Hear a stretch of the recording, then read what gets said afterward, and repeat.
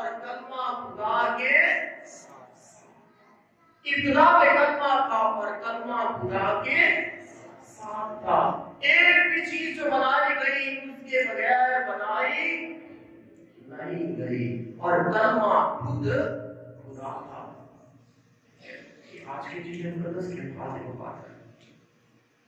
اور نور دنیا میں آیا اور دنیا نے اسے قبول نہ کیا. نہ پہچانا. نور تاریکی میں چمکتا ہے اور تاریکی نے اسے قبول نہ کیا.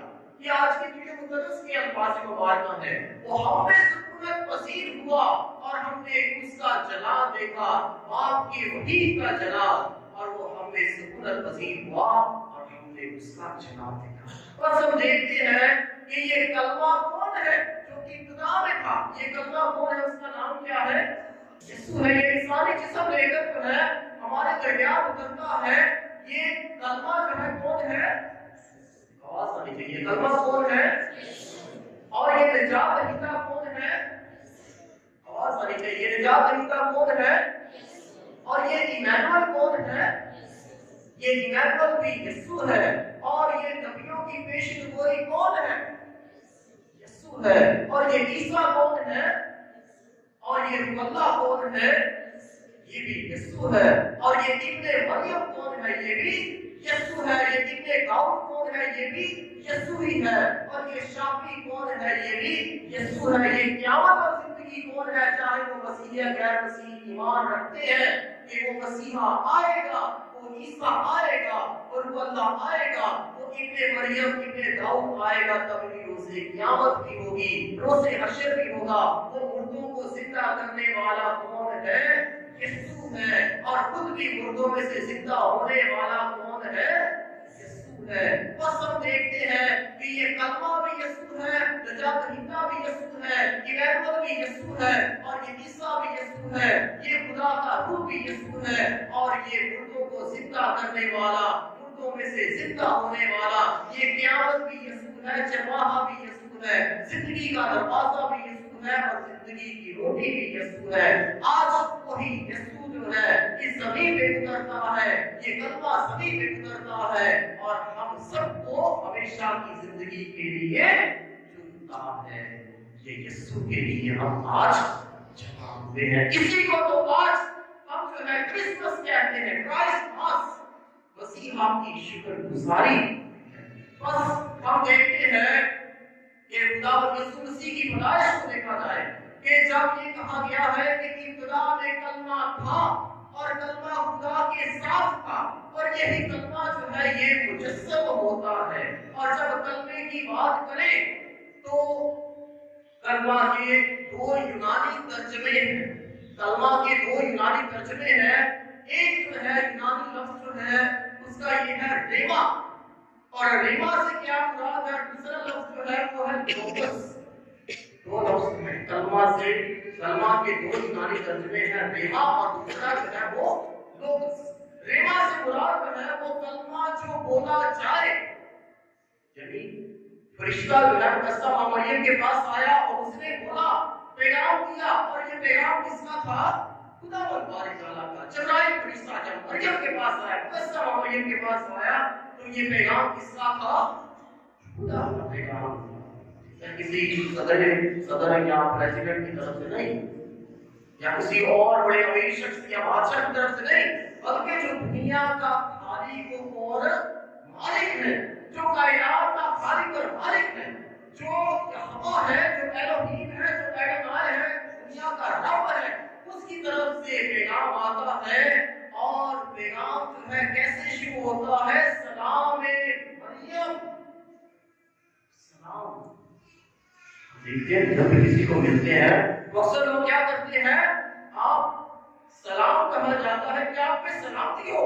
بس فرشتہ میں جو ہے وہ بڑی ہی عزت افزائی کے ساتھ مقدسہ مریم کو سلام کرتا. اور سلام کون کرتے ہیں؟ پہلے چھوٹے کرتے ہیں یا بڑے کرتے ہیں؟ کون کرتے ہیں؟ چھوٹے کرتے ہیں. اور جبرائیل جو ہے اس کا اعلیٰ مقام ہے, وہ عزت اور عظمت رکھتا ہے, خدا کا فرشتہ ہے, لیکن مقدسہ مریم کو وہ سلام کرتا ہے. اس کا یہ مطلب نہیں کہ وہ چھوٹا ہو گیا, بلکہ جو فرشتہ جو ہے خدا کی طرف سے سلام لے کر آتا ہے,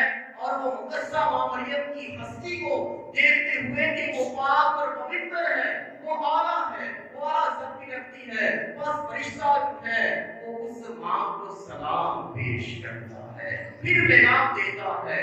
بس اس کے جو ہے بولنے کو، اس کے پیغام کو جو ہے، جو یونانی زبان میں لفظ ہے وہ ریوا ہے، کہ جو یہ خدا کا کلام بھی جو ہم نے سنا ہے یہ کس میں آئے گا؟ ریوا، یعنی یہ خدا کا کلمہ، خدا کا کلام. اور خداوند یسوع مسیح کیا کہتا ہے کہ انسان صرف روٹی سے نہیں بلکہ ہر اس کلمہ سے جو خدا کے یہ کلام جو ہے، یہ خدا کا کلام جو ہے. اور جب یونانی زبان میں پہلے ترجمے کی، کلمے کے پہلے ترجمے لفظ کی بات کریں وہ ریما ہے. اور دوسرا جو ہے وہ ہے لوگس. اور اس لوگس سے مراد کیا ہے کہ جو ایسا کلمہ جو اپنے اندر وسعت رکھتا ہے، وہ محدود نہیں ہے بلکہ وسعت رکھتا ہے، وہ لامحدود ہے.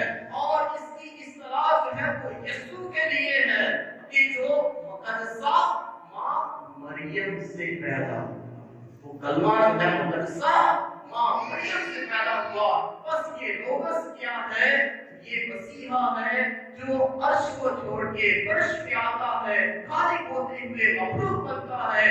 وہ جو ابتدا میں تھا آج زمین پہ اترتا ہے، وہ جو ابتدا میں تھا آج زمین پہ اترتا ہے. اور اس کے لیے جو لفظ جو استعمال ہوتا ہے وہ لوگس ہے. اسی خدا میں میری جب کلمہ کی بات کریں تو کلام اقدس کی روح سے کلمہ کی چند اقسام ہیں.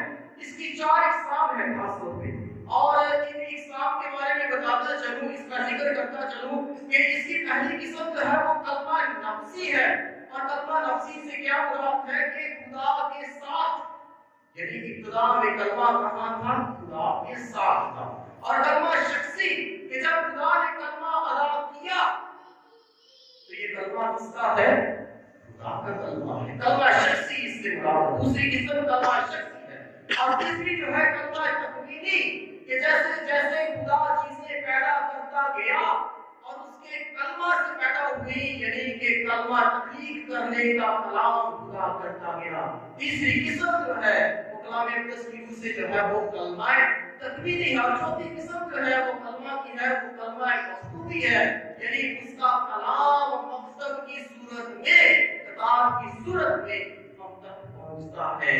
بس 4 اقسام کلمہ کی، کلمہ نفسی، کلمہ شخصی اور کلمہ تکوینی اور کلمہ مکتوبی. آج جب ہم اس کلمے کے بارے میں سنتے ہیں تو یاد رکھا جائے کہ یہ ابتدا میں کلمہ تھا.